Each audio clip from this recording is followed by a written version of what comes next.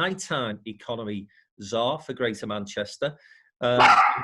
Been hugely involved in putting together some great fundraising activities for good causes across the region that we'll talk about a little bit later on. But perhaps more importantly, as far as today's conversation is concerned, I want to talk to Sacha about his career to date, how he got into the music industry, events and that hospitality sector. We'll also be talking to Sacha about how he sees the future when we come out of the COVID-19 crisis, how the economy can get moving again, and what he thinks the challenges and opportunities will be, particularly for the hospitality sector. So welcome, Sacha. Great to see you. No, thank you.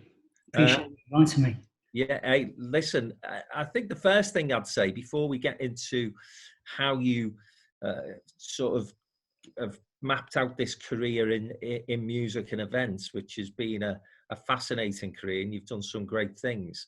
But the first thing that struck me when I first came across you was what a fantastic name Sacha Lord is. Do you know, I'll tell you, and inevitably it was going to be related to showbiz in some way, mate, wasn't it? Well, actually, yeah. So the truth of the matter is, it sounds really posh. It's not posh. My mum's from Salford originally, but she was absolutely obsessed with a French singer called Sacha Distel. Sacha Distel, probably one of the few people who are old enough to remember him. Yes, I am actually named after Sacha Distel. And you know, when I was at school, there were no other Sacha. Sacha was just a girl's name.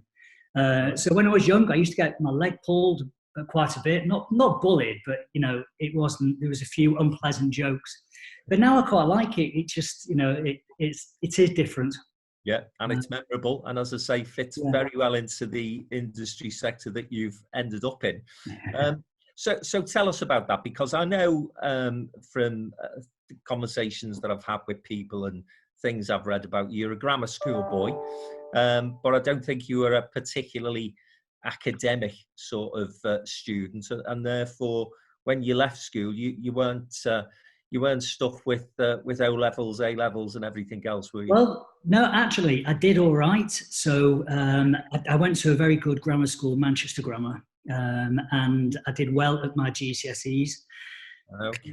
Straight A's. But then what happened, unfortunately, fortunately, but unfortunately for my parents, there was this thing that's exploded called Manchester that you were part of.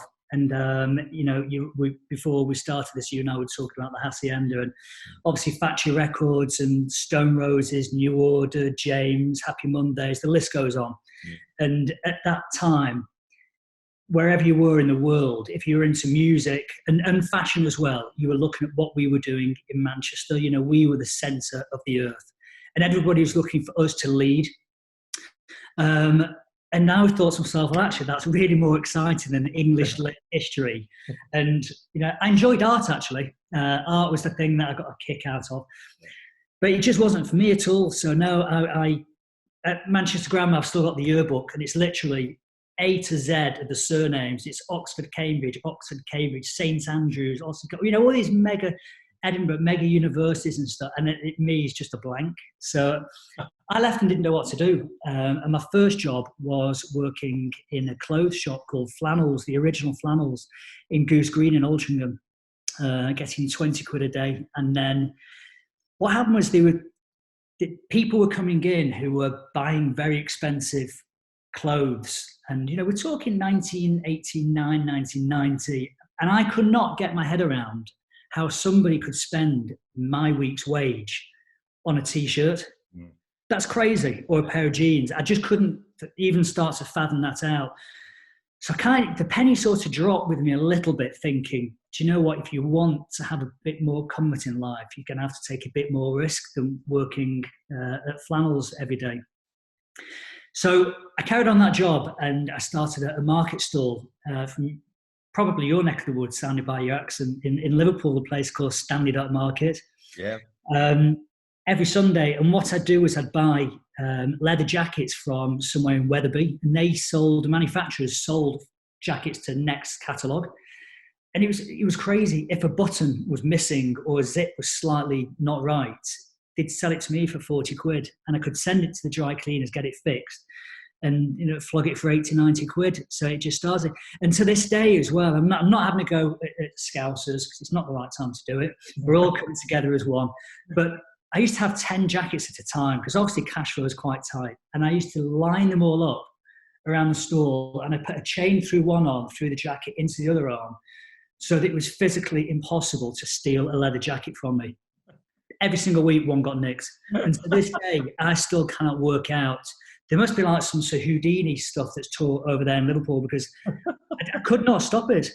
But, I carried on going to venues, clubs, listening to the music, and I just took the plunge. 4th of July, 1994, I held my first night, which was a party at the Hacienda. And that kick-started it. I've not looked back since. And it was never meant to be a career. It was meant to do something that I enjoyed, and at the time to pay a few bills. I never looked back from there. It's a fascinating tale, Sacha. And I think the motivation behind many entrepreneurs' stories is often, I want to better myself. I want to have a few bob in my pocket. You're looking at your peers, as you say, in flannels at the time, thinking, well, if they can afford £100 per pair of jeans, I want to be able to afford that as well. But what always strikes me in conversations with personalities such as yourself is that eye for an opportunity, the eye for the commercial win. And so, at what age would you have been when you spotted the fact that leather jackets were going cheap and you could turn them around and make a buck out of it? Well, I've never sat down and considered myself as an entrepreneur, but when I talk to people about my stories, they say, well, hang on, you were doing it from an age before you even realised. And when I was at Flannels, I mean, they can't sack me now and they can't tell me off. So, I can tell the story, but I used to get staff discounts, 50%. So my mates who had wealthy parents used to come in the week before, choose what they want, and I'd give them 75%. Give them 25% discounts, and I'd bag 25 myself. So, probably whilst I was there, I was making money on the side, which is a bit naughty of me, but everybody won. I knew what the markups were anyway, so they were still making money. Yeah. Well, as I say, I think that is entrepreneurial. It depends on how people define entrepreneurs. And I think sometimes people are identified as entrepreneurs who don't fit into that category. But I think you certainly do. And let's just reflect for a moment on the scene in Manchester at that time, because I think we're all looking for memories and a reminder of how good life will be again, hopefully in the not too distant future. And as you rightly say, Sacha, at that time, Manchester was the centre of the universe. I know that, the Manchester thing took off massively across the globe. Some great bands emerged from that time, of course. The Hacienda then was the cathedral for all of that activity and happening. And of course, Tony Wilson was a hugely successful in terms of PR, but also had his own links and job with Granada Television, which helped catapult the whole Manchester brand into people's psyche in the north and beyond. What are your sort of fondest memories from that time? And there must be many, many of them. There were, but I think a big mistake from a lot of people is they think about that period as being many years of success, and it wasn't actually. It was probably condensed into a 2 to 3 year period. The Hacienda for the first quite a few years was dead. Yeah. Losing money hand over fist. And in fact, even when it was absolutely rammed, it was still losing money hand over fist for whatever reasons. I think, why did that happen, that period of time? I think it's because Manchester and Liverpool as well, and Sheffield and Leeds were so neglected during the late 70s and 80s. It was a pretty grim, dismal time. So all of a sudden you had this influx of music, new music, that was catapulted by the likes of Mike Pickering, the DJ. Tony Wilson supported it, Rob Gretton supported it. Although they didn't to begin with, they were quite reluctant because the Hacienda was a live music venue to begin with. So this thing happened, and I think it was almost a bit like, not anarchy, but we created, because we've been neglected and left for so long, we created our own big party. And I think, you have to mention it, it's not a great thing, but it's also coincided with the discovery of ecstasy. And, this city, the city region were bouncing for a period of time, many, many months before the police actually realised what on earth was going on. There were some very fond memories of that period, walking into a venue where there were 1,600 people, and it didn't matter whether you were a student, whether you were earning 20 quid a day like me, whether you were a lawyer, whether you were unemployed. That's Pickle, I'm afraid, in the background barking. It really didn't matter. Everybody's coming together for this escapism that weekend. And also, in those days, clubs were very much suits, ties, smart shoes. It didn't matter that you wore your jeans, your T-shirts. It wasn't about labels. It was just, you were there for the music, actually. So they were very fond memories. I think that it came with a very dark side as well. There were most definitely places in that venue, and many other venues as well across Greater Manchester, where you had to avoid, corners where you had to avoid. Because at that stage, most definitely the security were run by the gangs, whether it's Salford or Moss Side or Cheetham Hill, and there were some very, very tense moments. Myself, I've been shot at twice, and that's been publicised quite a bit. It wasn't targeted at me, but it was targeted at the security. And on the second occasion, it was outside Home nightclub, actually. And we spoke about Tom Bloxham before, who was a great guy behind Urban Splash. And I remember so clearly that this car came around the corner and they shot at the front door. And I was holding the guest list at the time. It's a Saturday night. And all these huge 6'2" guys ran indoors, shut the doors and left me out there with a clipboard. And I was thinking, well, that's not really fair. There were some very dark moments as well. The whole scene was very raw in those days. It's certainly far more professional now, and the authorities have stamped out any of the dark side that was going on. So I think it's a more pleasant time to work in. Yeah, I think that's probably true. And I think the analysis that you've given there of northern towns and northern cities at that time is a very accurate one. And of course, we did go through a period of deindustrialization, lots of job losses, literally millions of people unemployed. And places like Liverpool, Manchester, Sheffield, you mentioned as well, were among the hardest hit. But out of that came this flurry of cultural activity, an explosion almost of talent. And what I've always admired about Manchester, and this is something that perhaps has stuck in the craw of Scousers for some years, but they've started to football. apart from the football, which I think, I don't really want to talk about that from any level at the moment, being an Evertonian. But I think what I've admired about Manchester over the last 20, 25 years is the fact that you had that, as you say, that window of 3 years. And, that's happened in many other places across the UK. So you can point to particular cities and say, right, during that period, that was their golden time. And then it moved on. And that city either went into decline or maybe it just went on and did something a bit differently. And I'll use my own city as an example of that. So the 60s, the Beatles, football at the time as well, Everton, Liverpool, Bill Shankly had come into the city, obviously an iconic figure. Everton were the Mersey millionaires at the time. So you had all of that cultural activity, all that goodwill, fantastic energy about the place. And then the 70s came and Liverpool fell off a cliff. What I admire about Manchester, and it does it still to this day, is it has a success and then it says, okay, what next? It's not nostalgic about the past. It'll celebrate the past when it's right to do so, but you very quickly think, okay, that chapter of our history is closed now. It's about the next thing. And I think both in terms of your business leaders and perhaps more importantly in this context, your political leadership, that's the way in which Manchester has maintained its momentum. I think you're right. We're very good at recreating ourselves, very good at coming back bigger and stronger. And you only have to look very, very recently at the 22nd of May 2017 after the arena attack. The whole world were looking at Manchester during that period, and the whole community came together. Didn't matter politically what colour you were, didn't matter with football what colour you were, didn't matter what nationality you were, we all came together. And we can remember the scenes in St. Anne's Square or the One Love gig.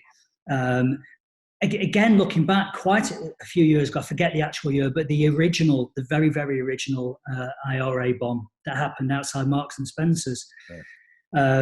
That I remember, that the city came back, and I have to say it's through the leadership of Sir Howard Bernstein, the city came back a far, far better, stronger city centre than we could ever possibly have imagined. All the brand names that we take for granted now, when you walk on King Street and you look at the likes of DKNY and, Armani, Spinningfields, and, the huge global names, they were never there before the IRA bomb, but they came and arrived after that when you saw what the city were going to do. So I think that was a really big turning point for us. But I think when you talk about the council, they saw the wider picture with regards the entertainment world, the hospitality, what happened with the Manchester explosion, and that brought not just global attention, but it brought millions and millions and millions into the nighttime economy, and they've really had a good understanding of that. So I'll give you an example. When Parklife is on for that one weekend, just for 2 days, forget what happens within our perimeter, but we bring about 13 million into the local economy, whether that's taxis, whether it's hotels, restaurants, new outfits.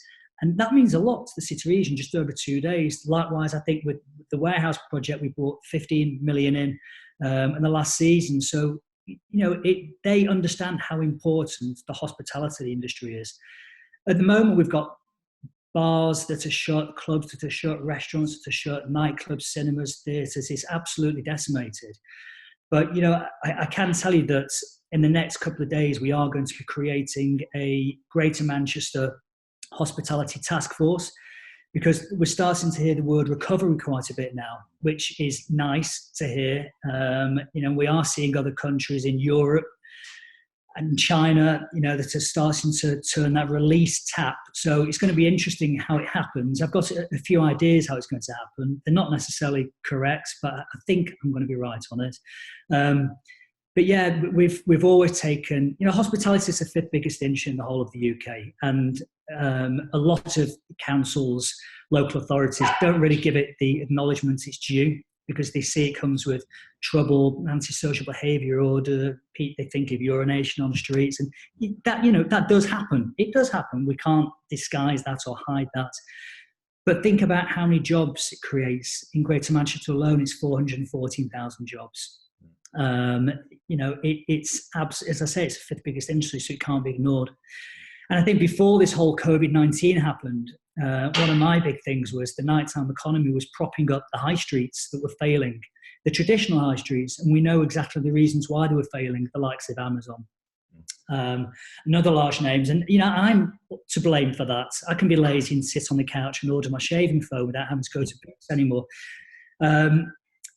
But you look at examples like Altrincham, where 5 years ago it was one of the most boarded up streets in the whole of the UK, boarded up town, and Altrincham Market happened, and now there's loads of small independent bars, restaurants around there, and last year it won the best UK high streets of the year. So that's how important the hospitality industry is, and we are going to come back bigger, we're resilient, we're going to come back stronger.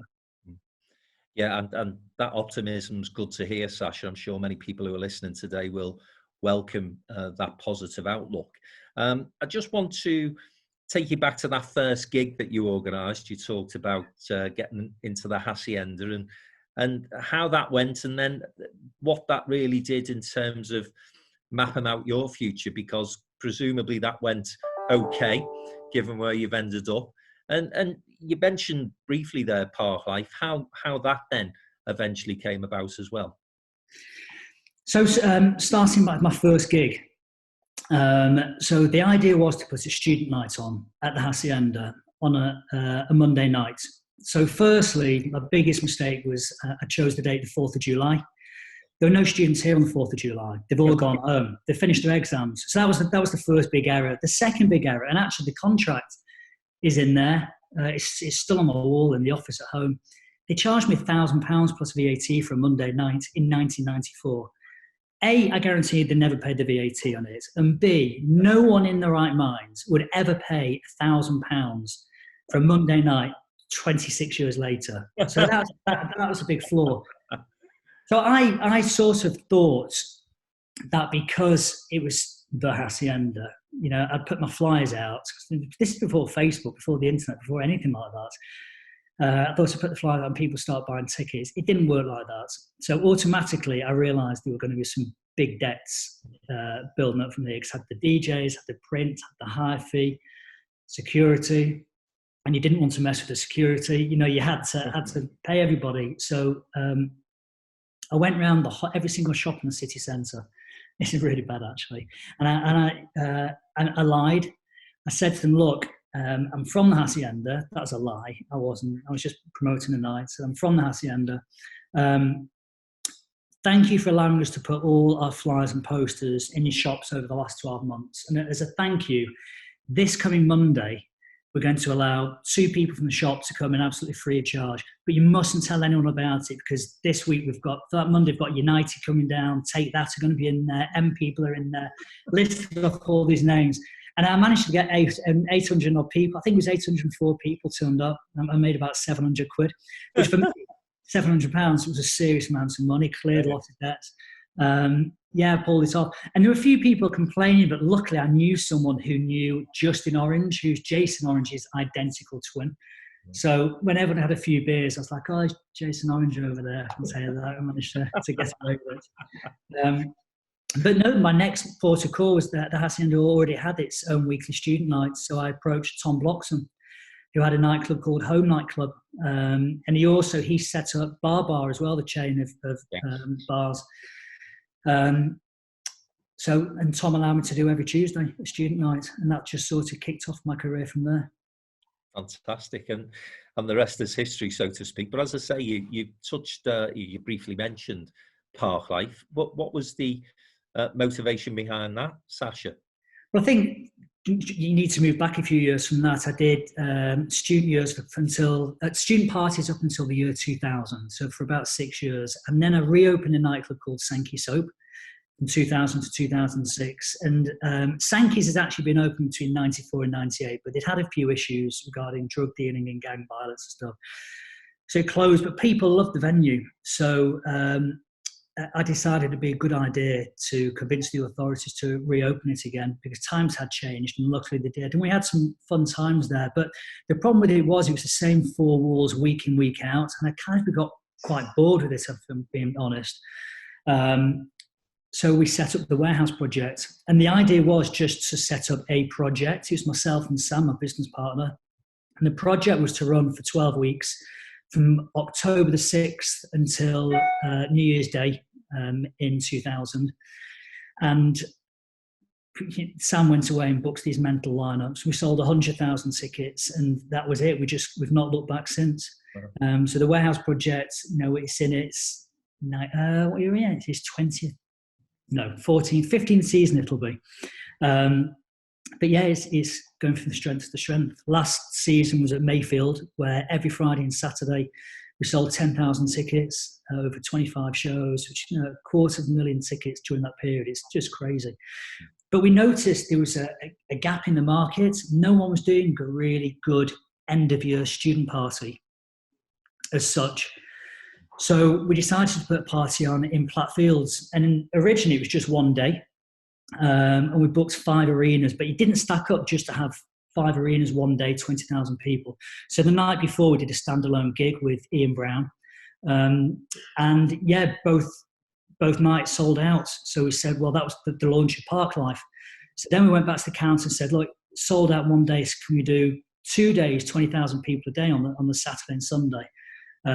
Which was fine. The only problem was there's a church in the middle of Plattfields.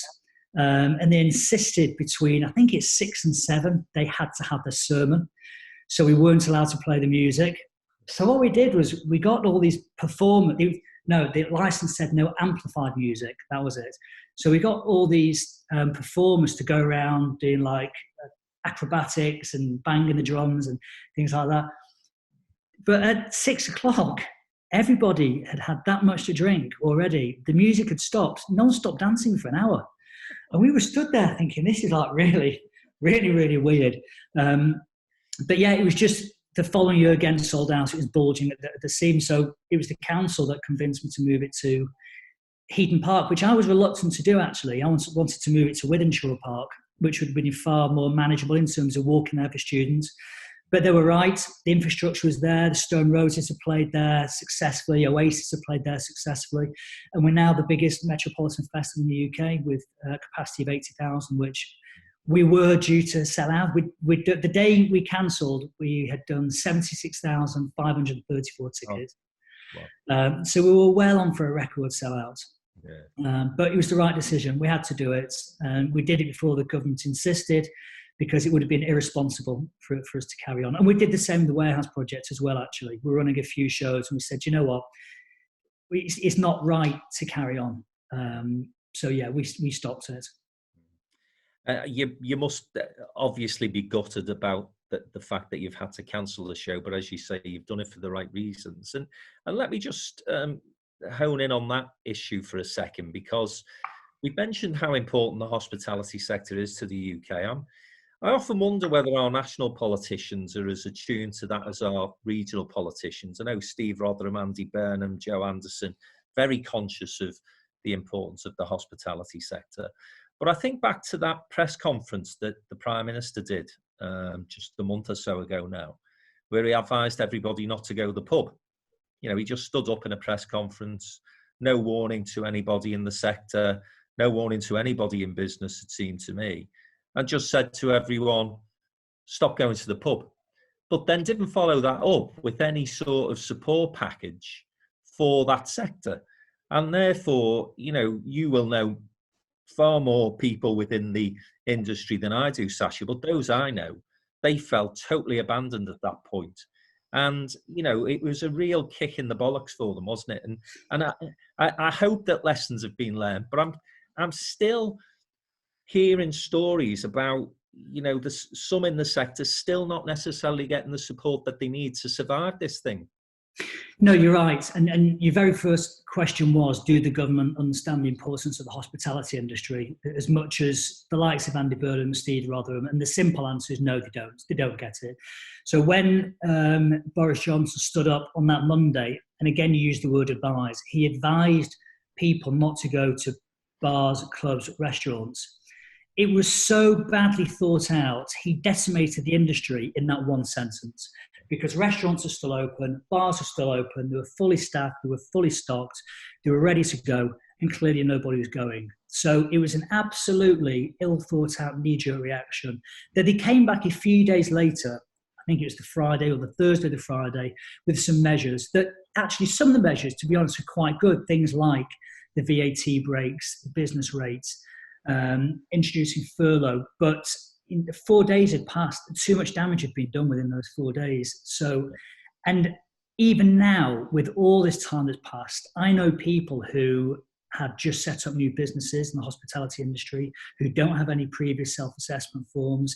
I know people who are not qualifying for grants. And I'm not going to mention his name because it's not right. But I've used since 2006, in my experience, the best sound engineer that this country has. And this sound engineer has works with Massive Attack every single time. He always went on tour with the Prodigy worldwide. Obviously, he won't now because of Clint's not here anymore. But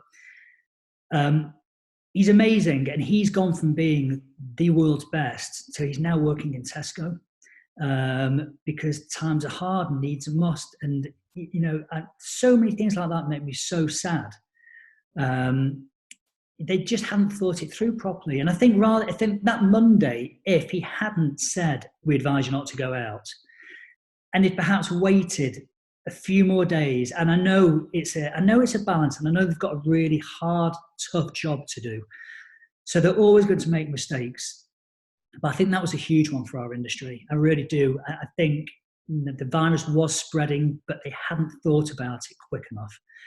And it's not time now to point fingers at anybody, because we all need to be working together to get through this as best we can. But we are now seeing that they were slow to react on lockdown. They were slow to react on PPE. They were slow to react on tests. And you're thinking, do you know what? It was 6 months ago that you were saying, Great Britain, we're now standalone. You know, we're not part of, you know, Europe. And you're thinking, we are standalone. But it's bloody embarrassing, isn't it? You know, you look at what Germany has done. My counterpart in Germany now is having good, strong conversations about opening nightclubs. Brilliant. You know, it's exactly where he stands. He's got dates, everything. They're starting the slow release. We're not even having those conversations at the moment. We're far behind. And I think we're possibly the furthest behind in Europe, actually. So it's very, very, very disappointing. But again, that does come... You know, it's a hard job. It's unprecedented times. Everybody uses that word, unprecedented. But it is, you know, they're moving on a day-to-day basis, and we should really help them. You know, I think, you know, we're here to support each other at the moment. But once we're through this, and we will get through it, then it's time to say, listen, you cocked up. Yeah. I think the other issue, though, which is being picked up in terms of the care services and the health service at the moment, but not so much, again, the hospitality sector. I mean, we've been operating in London for about a year or so now, but this is true in other cities, Manchester included, is the importance of European workers to that sector. And again, we were saying to the government for months and months now that there needs to be exceptions for those that are working in hospitality. And then, of course, Priti Patel came out and said, well, unless you earn, I can't remember what the figure was now, you know, £99,000 a year or whatever it was, then sorry, you're going back home. Yeah. Now, we've got to, you know, we've got to take this opportunity surely now of going back to the government and saying, well, look, you've pulled the rug out of us with that daft announcement, however well-intentioned. And, you know, I'm not suggesting that the Prime Minister knew what was going to happen on the back of his announcement, but nevertheless, we know now what did happen. Can we now actually take another look at what key workers actually are? Because in the hospitality sector, if you overnight take away European workers, then there's potentially going to be a crisis. Sadly, I have to say, Sacha, we're potentially in a position where some people are going to lose their jobs over the next few months. But you know where I'm coming from. Yeah, I think, sadly, you know, I am a positive person, but most definitely 100%, I don't want to be doom and gloom. We have to be realistic. People are going to lose their jobs. Some businesses are going to fail. Priti Patel, I think she came out with the initial figure of 31,000 as the benchmark. And then she realised that that did not cover majority of our nurses, the NHS, the frontline staff that at the moment are saving everybody's lives. So she revisited it and came back, and then I think she said 28,000 after that. Yeah. And then she announced that possibly her parents wouldn't have qualified coming into the country. So that's just another example of how stupid some of the decisions they've made have possibly been. But, you know, that's enough of that. I think once we're through this, all rule books, in my opinion, should be torn up. You know, we have got many, many key workers across the NHS at the moment saving lives, who perhaps, if the rules had been put through, shouldn't's not the right word, wouldn't be here now. So they're risking their lives to stay our lives. So it's not just, you know, it's actually in the hospitality, it's every single industry throughout the whole of the UK economy. It has to be relooked at. Because it was such a wrong call. Absolutely. Now, final question from me, because we've got lots of people who've sort of emailed in, and I'll put some of their questions to you as well. But two parts of this question, I suppose. First of all, you know, again, a fabulous title, the Czar for the Night Time Economy for Greater Manchester, working alongside Andy Burnham and his colleagues at the Combined Authority. So I want you to sort of explain how that came about, but then more importantly, perhaps for where we are at the moment, you've mentioned the establishment of a hospitality sector task force, which I think is a great idea. But what are the other things that you're doing in that role at the moment to begin to look at how we get out of this crisis and we can build to recovery quickly? So I'll tell you how it came about. So when it was agreed that Greater Manchester would have devolved powers, I'd always had a bugbear that not all the authorities worked on a level playing field. Because I think across Greater Manchester, all licensing should be under like an umbrella, because why are things different and they're not doing anything wrong, I'm just picking them as an example. There are 10 boroughs, so why would a licence be different in Stockport than, say, Wigan? So when it was agreed that we were going to have a mayor for Greater Manchester, I went to a couple of the hustings and asked them questions about the nighttime economy. And the questions were, do you find it important? Would you, as London had, would you support the idea of maybe a board or a commission of people to lend advice and support? And luckily for us, Andy Burnham won that. And I always thought there'd be like a board of people. We know as, I think it was 10 days or 2 weeks after his appointment, I mentioned it before, we had the arena attack. And then there was the One Love concert. And the One Love concert was absolutely fantastic. The whole world were looking at that. But it was, the Justin Biebers, the Miley Cyruses of the world were playing that. And then the week after we had Parklife. So I wanted to do something that was more Manchester, more Greater Manchester. And fortunately, that year, by complete fluke, we put the 1975s, and obviously Matty Healy's Manchester based. So I said, well, look, do you know what? Let's get on stage all the first responders, so the paramedics from that night, emergency services, the police, the taxi drivers that helped out, the hotels open the room. Let's get all those people on stage. And I invited Andy to come up with a couple of the councillors from the city centre. And he made this really nice, impassioned speech. And then he invited on Matt Healy from 1975s. And it's actually, you can still see it on YouTube. You could see 80,000 people there listening to every single word. You could hear a pin drop. But I think the conversations just started from then. And 12 months after that, he asked me to, we've been bouncing ideas off after each other. He asked me if I'd take on the role of Night Time Economy Advisor, which I have to say is one of the most proudest moments of my career. And yeah, it started from there. And we'd been doing such amazing, great work during an 18-month period. We created a blueprint for Greater Manchester, which was setting out my vision, and things were really moving. We were creating safety havens across GM. We were doing so many initiatives. We extended the trams last December by an extra hour to get people home. And you know what, obviously, things are stalled. We'd achieved all the points we wanted on the blueprint, and we were talking about the next one for the next 4 years. And clearly all it's going to be about is recovery. How do we come out of this? How do we recover? And that's why we're setting up this task force to deal with that. So yeah, it's strange times, huge curveball, but I have a great relationship with Andy's full team in the combined authority. I think we're really lucky that he loves his music and his bands. It gives me a bit of a head start. One of the things I really wanted to do actually when this was all happening was I wanted to entertain people. And we set up something called, I don't know if you've seen it, we set up something called United We Stream. How could you not see it? How could anyone not see it? We didn't know whether it would work or not. And the idea was we'd entertain people in their own home, to stay at home, listen to the music, and enjoy the party. And if you can donate £1, £2, £3, donate it, because it's going to go straight back into the nighttime economy. We're going to help Rough Sleeping and an amazing charity called Nordhoff Robbins as well. And it's been phenomenal. We've operated 3 weekends, that's it. 4.7 million people have watched it. I don't want to announce the figure until the end of this month, but we're well into the six figures. And the response has been incredible.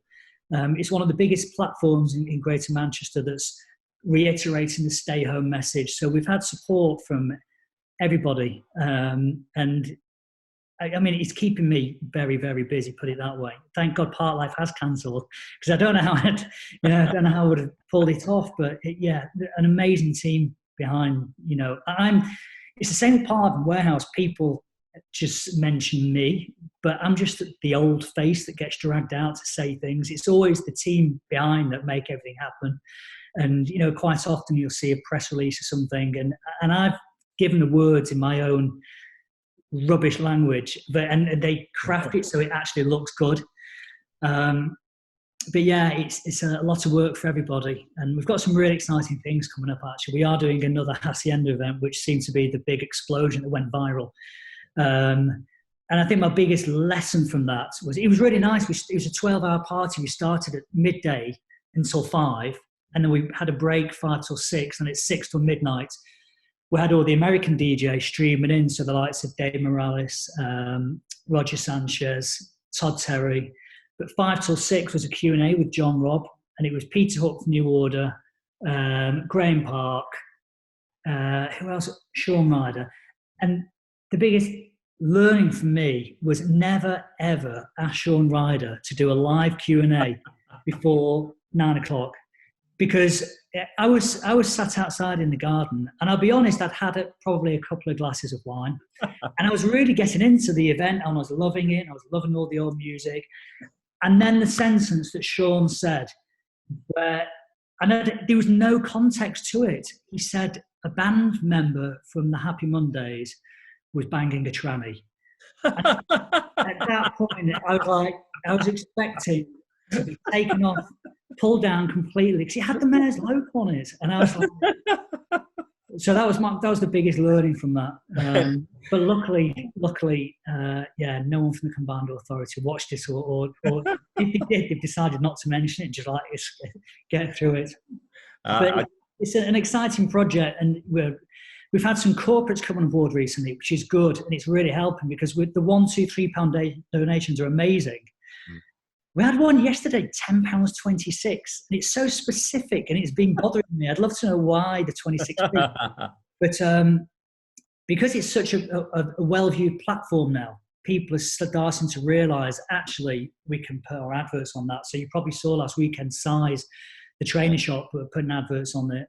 So it's just taken a bit more of a curve as well. So no, it's good. Yeah, brilliant. Good. Listen, congratulations to you and the team that have put that together, because it has been an absolutely amazing initiative. One of the standouts of many amazing initiatives that have taken place over the past 3 weeks or so. You know, I'm sure I'm sure Andy was watching that interview, and luckily he's got a good sense of humour, so he'll have enjoyed Sean Ryder's comments, I'm sure. Well, you see, we've been in lockdown. He's not seen me yet, so I'm still expecting the clip over the head. Oh, he'll have definitely seen it, and he'll have appreciated it, no question. Listen, you know, I have to say, when you're talking about good things that come out of the hospitality industry, actually, during times like this, and this just shows the resilience of our city region. So probably 3 weeks ago, I was contacted by Greater Manchester Police to say, look, we are urgently running out of hand sanitizer. So I just put something out on my social media to say, you know, we need a supply of hand sanitizer. Does anyone know where I can get some from? And there's a gin company called Didsbury Gin, who very quickly realised that alcohol is one of the main components in hand sanitizers. They stopped their production, and they completely sorted the whole of Greater Manchester Police's problem with no hand sanitizer, as did a paint company as well. It's brilliant. You know, we've got an amazing chef called Mary Ellen, who has a restaurant called The Creameries in Chorlton. So she's got, along with somebody else called Corinne Bell, hundreds and hundreds of volunteers and chefs on board now. And she's saying to all the restaurants across our city region, look, you've got loads of stock, you're doing nothing with it, give it to us. And they are making 6,000 meals a week to give out to the most vulnerable people. The Ivy and Spinningfields are making 3,000 meals a week just for the ambulance service. I mean, that is Manchester. That is Greater Manchester. And you know, I'm not pointing fingers at any other city, because everybody's doing their own amazing things. You know, some I'm aware of, some I'm not. But just stories like that make you so proud. In fact, one of my business partners, Rich McGuinness, who he's Irish actually, but all his business is based in Liverpool. He runs Nightlife Circus, and he's got a bar called Emergence. And he bought yesterday from his own pocket 6 3D printers. And he's making PPE. So it's stories like that are just, you know, incredible. They really are. It's brought out the best in people. I think that's That's a big positive we can take. Sacha, I've got literally hundreds of questions come through here. I can't get through them all, so apologies for those who I don't get to. But first question I'm going to go to is from Gaynor Black from GB Hospitality. Like Sacha, I sit on the Northern Board for Hospitality Action, the charity that is supporting the industry. So looking forward to hooking up and learning from Sacha about United We Stream. You've briefly mentioned there, Sacha, there are some further events planned. With United We Stream? Yeah. Yeah, no. So tomorrow night we're up again. Actually, it's live bands. So yeah, we've got a huge 12-hour festival on Saturday. It's every single weekend. This is constant. We're going to go right the way through. I mean, I was thinking of a stop point actually. When it is going to end, because my guess is I think offices will be returning, not fully, but maybe on a skeleton level. I think we're returning kind of mid-May, third week in May. Then I think there'll be a slow release for some possible restaurants after that can prove social isolating. It's easier for restaurants than it is bars, because obviously you have tables to separate people. So I think we're going to see this. So my question in my head was, when do I finish? And I was thinking, second bank holiday in May. Would it be great to do a Parklife festival mid-June? But actually, from speaking to the team, I think we're going to leave a bit of a legacy here. So as a promoter, I know you need a bit of luck to be able to. Well, I've had loads of luck. I mean, I've fluked whatever has happened here. We know that, and it'll probably on my gravestone I'll just say, you won't even say my name. Actually, fucking fluked it. That's it. But I think when as a promoter, I get so many emails with mixes from DJs, bedroom DJs on it, and I can't listen to all of them. And I get music from bands who record them in the mum and dad's front room, and they need a platform to actually be given an opportunity for people to hear and listen to them. So it's great that we're doing these things with bigger names, and we are incorporating, like tomorrow night, there's loads of local bands that maybe people haven't heard of. We're giving them a platform. But I think that's what we're going to leave behind. And, you've only got, it would be great, but it probably won't happen. But Justin Bieber was found busking. If you just remember that, and then he was put on YouTube, and then Scooter Braun signed him up, and the rest is history.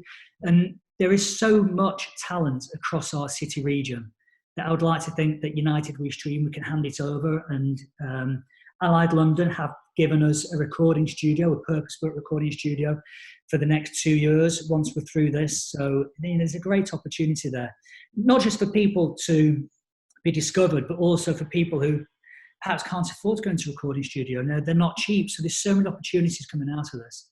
Yeah, great. Another one here from Beverly Gobbert of Campaign for Real Ale. So when do you envisage the government starting to allow hospitality venues to reopen? And more specifically, when would you envisage that the government will allow social gatherings of more than 500 unrelated people? I think if you knew the answer to that question specifically, Sacha, you'd be a better person than I am. But nonetheless, you may have a feel, an instinct as to when that may happen.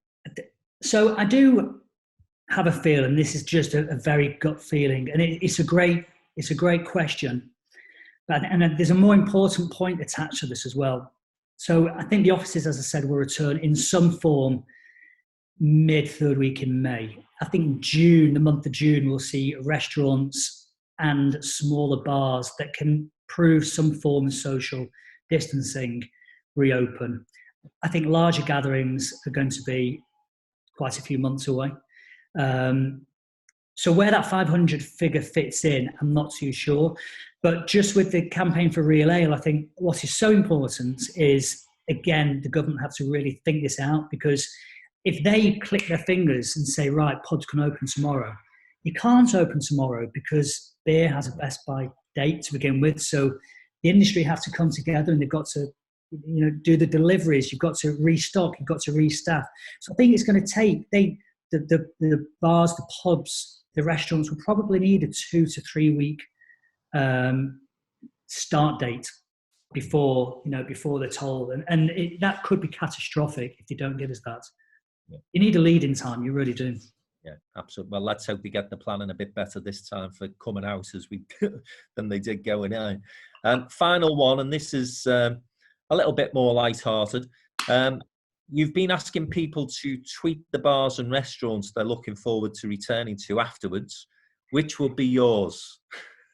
You're going to make someone really happy and piss off a load of people. So, do you know what? I'll tell you how that came about. So we you can't see it now, but you can see Demi's making lunch there. Can you see? Making lunch in the background. But we were sat outside a couple of nights ago and we were debating where do we go for our very first meal. And actually we haven't really properly decided yet. But I thought it'd be really interesting to ask people on social media. And it went nuts. I think I've had over 1,000 responses to it. But what's really good, what's come out of that, and it's mainly independents, have DM'd me, thanking me for giving them a little bit of hope during these really dark periods. Because so many people, there were absolute standout restaurants on there. So many times I saw Carla mentioned, I saw Simon Wood's restaurant mentioned, loads of El Gato Negro, loads of different restaurants have been mentioned, and I know it gave them a bit of confidence, a bit of hope. And it does, when I'm looking at socials and people saying, can't wait for the next warehouse project, or, it's such a shame Parklife's cancelled, what's the lineup like for next year? That keeps you going. It does. You need that positive, surge, that positive energy. And I did this again with bars and pubs again last night, actually. But I'll tell you another thing that's really interesting for me. There have been some very, very strong platforms out there who have come together and really supported the industry. And, Manchester Evening News, I Love Manchester, The Mank, Manchester's Finest. They've all supported each other and they've supported the industry. And it's just been incredible to see. I can't remember a time when so many good platforms have come together like that. So yeah, I think when we're through this, we all, myself included, really need to remember who have been the very, very good guys. And when you start spending your money, you start advertising, remember those who've got staff who are still writing things at the moment at home, supporting people and giving them a bit of hope with no income coming in at the moment for advertising. And likewise, the Digby Gins of the world, and go to creameries in Chorlton. We must remember those people that supported us. We really must. Absolutely. Listen, Sacha, it's been an absolute pleasure catching up with you today. And I'm sure, if nothing else, the Greater Manchester hospitality and nighttime economy community will be far more optimistic than perhaps they were prior to this conversation. It's been a fascinating hour or so that we've had a chat. And I think the other thing is, any young people that tune into this in terms of the video, don't worry too much about your first job. It's where you end up that matters most. And you've certainly come a long way since flannels, my friend. Thank you. Thank you very much. Appreciate that. And hopefully we'll get you to a live event in the not too distant future as well, mate. Count me in for this year, end of this year. Top man. Thanks, okay. Sacha. Thanks very much. Thank you. Bye-bye. Bye. Bye.